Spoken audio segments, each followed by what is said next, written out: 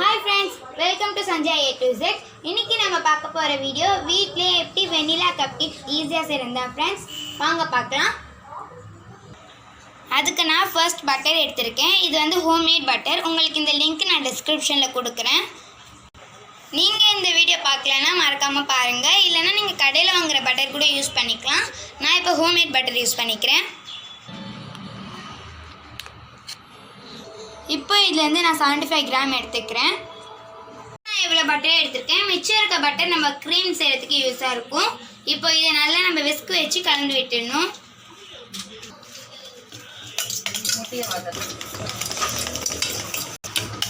பாருங்க இந்த மாதிரி கன்சிஸ்டன்சி வர அளவுக்கு கலந்துட்டே இருங்க.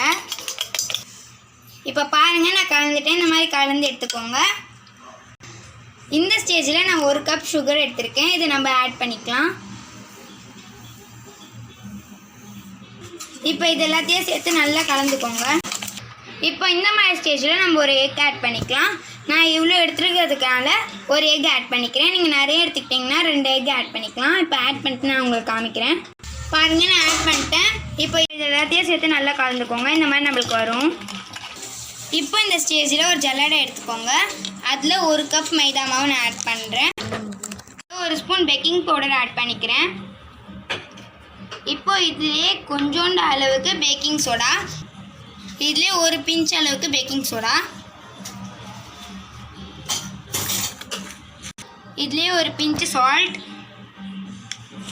இப்போ இது எல்லாத்தையும் சேர்த்து நம்ம ஜலிச்சு எடுத்துக்கலாம்.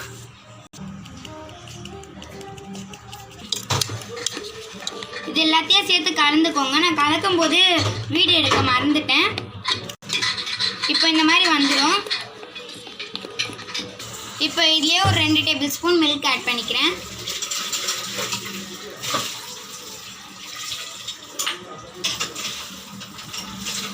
இப்போ இது எல்லாத்தையும் சேர்த்து நல்லா கலந்துக்கோங்க.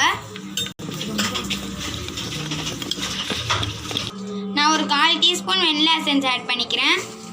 இப்போ இது எல்லாத்தையும் சேர்த்து நல்லா கலந்துக்கோங்க. உங்களுக்கு கொஞ்சம் தண்ணியாக இருந்தால் நீங்கள் கொஞ்சம் மைதா மாவு கூட ஆட் பண்ணிக்கலாம். இந்த மாதிரி நம்மளுக்கு கன்சிஸ்டன்சி இருக்கணும். பாருங்கள் இந்த மாதிரி இருக்கணும். இப்போ பாருங்க நான் ஒரு கிளாஸ்ல பட்டர் தேய்ச்சி டஸ்டிங் பண்ணியிருக்கேன் மாவால். ஸோ உங்ககிட்ட கப் கேக் மோல்டர் இருந்தால் நீங்கள் அதில் பண்ணிக்கலாம். என்கிட்ட இப்போ இல்லைன்றனால நான் கிளாஸில் பண்ணிக்கிறேன். இப்போ ஒரு கடாயில் நான் உப்பு போட்டு ஒரு ஸ்டாண்ட் வச்சு ப்ரீ ஹீட் பண்ணுறேன் 5 நிமிஷம். இப்போ நம்ம பேட்டரை நான் ஆட் பண்ணிவிட்டு வச்சுருக்கேன். இப்போ இது ஒரு 15-20 நிமிஷம் போல் வேக வைக்கணும்.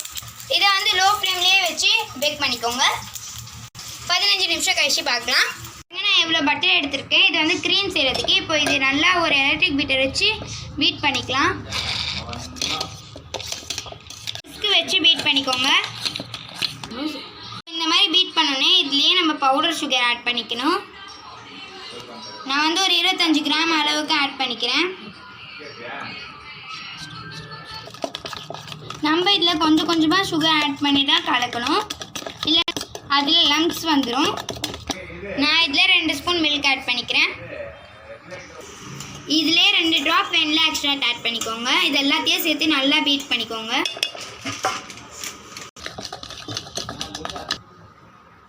இப்போ நம்ம க்ரீம் சூப்பராக ரெடி ஆகிடுச்சு. நான் ஒரு பைப்பிங் பேக் எடுத்திருக்கேன். இது வந்து வீட்டிலேயே செஞ்ச பைப்பிங் பேக். இதுலேயே நம்ம செஞ்ச க்ரீமை ஆட் பண்ணிக்கணும். நம்ம பைப்பிங் பேக் சூப்பராக ரெடி ஆகிடுச்சு. அவ்வளோதான். பாருங்கள் நம்ம கேக் சூப்பராக வந்துடுச்சு. இப்போ நான் உங்களுக்கு கை வச்சு காமிக்கிறேன். பாருங்கள் எவ்வளோ சாஃப்டாக ஸ்பாஞ்சியாக இருக்குது. பாருங்கள் கிளாஸ்லேருந்து எடுத்துக்கிறேன். நம்ம கேக் சூப்பராக ரெடி ஆகிடுச்சு. அது மேலே நான் உங்களுக்கு க்ரீம் ஊற்றி காமிக்கிறேன். பாருங்கள் நம்ம க்ரீம் ஊற்றிக்கலாம். அப்படியே நீங்கள் கடையில் பெயின் கேக் வாங்கி சாப்பிட்ற மாதிரி அவ்வளோ டேஸ்ட்டாக இருக்குது. இப்போ பாருங்கள் கேக் நான் சூப்பராக ரெடியாக பண்ணிட்டேன். நல்லா டெக்கரேட்டும் பண்ணியாச்சு. இப்போ ஈட்டிங் டைம்.